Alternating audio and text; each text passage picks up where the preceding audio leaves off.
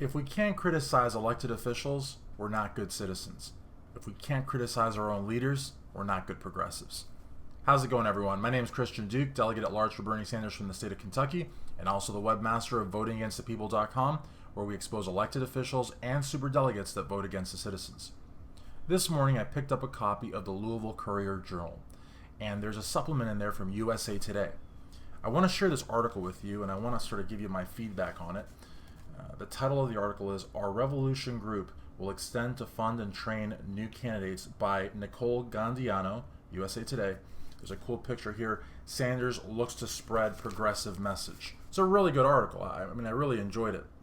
But I want to make some suggestions to Senator Sanders because there's some things in this article that I think he should really sort of reassess, maybe take some pause and just think about the current situation facing the 1,900 delegates, because I don't think that he's really adequately doing that, and his campaign is most certainly not doing that. So the first thing I want to read here, this is the author writing, quote, "In an exclusive interview with USA Today, the Vermont senator detailed plans to launch educational and political organizations within the next few weeks to keep the progressive movement alive.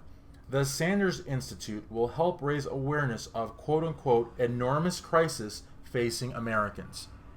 Now, I have a problem with this because, it says here very clearly that this Sanders Institute is going to come out with these programs in the next few weeks. So to me, that means that this is something that's been, probably the planning stages for a few weeks, a month ago, I don't know, but it's something that wasn't thought of for this interview. It's something that's been going on for quite some time. And while that's great, and it's great for there to be a Sanders Institute, which I'm sure is going to be 10 times better than the Clinton Foundation because it's going to actually stand for progressive values, we have 1,900 delegates that many of which are penniless that still do not know how they're going to pay for lodging and food and transportation to the Democratic National Convention. July 1st, the Sanders campaign came out with this sort of all-inclusive, 11th hour package. It was supposed to help all the delegates by raising $2.70 from Sanders contributors that normally gave $27. And right now, it's Friday, July 15th, and I think only one section of the country, I'm not sure if it's the Northeast or the Northwest, is actually being given, survey forms that they can fill out to get funding. I mean, it's July 15th. A lot of these hotels want their money July 19th in 4 days. And, to me, it's very upsetting that, we're talking about, the Sanders Institute, and we're talking about all these educational and political organization plans that are going to be launched within a few weeks. We got 1,900 delegates. I would say more than half are still not fully funded. And the Sanders campaign, which again, as I say on all the podcasts that I do, and that's a great way for delegates to raise funds, are these podcasts. I mean, Susie Talevsky will tell you that her podcast helped her out. JD Matthews, we did the podcast released yesterday, and we had several more coming out to sort of really keep the momentum going amongst the delegates and, keep people aware that, we are going to Philadelphia to fight. But the Sanders campaign has done virtually nothing for the delegates. Now, there's a difference between the Sanders campaign and Bernie Sanders the candidate, but this article is about Bernie Sanders the candidate. And, I just think, Sanders Institute, political programs, that needs to take a back seat till we get our delegates to Philadelphia. Now, let's read something else here. Something that I really, really think is very important, and I wrote on the article, which I normally don't do, I just read them, but he, which is Bernie, he said he probably will campaign for Tim Canova, a progressive primary challenger to Representative Debbie Wasserman Schultz of Florida, who chairs the Democratic National Committee. Now, the problem that I have there, and that's not a direct quote, but the problem that I have there is that he probably will campaign for Tim Canova.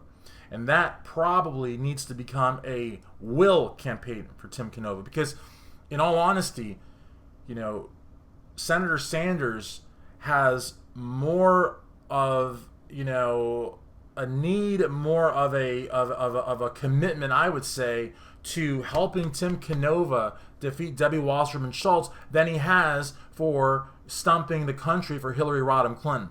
Tim Canova is actively engaging one of the most anti-democratic figures in our party.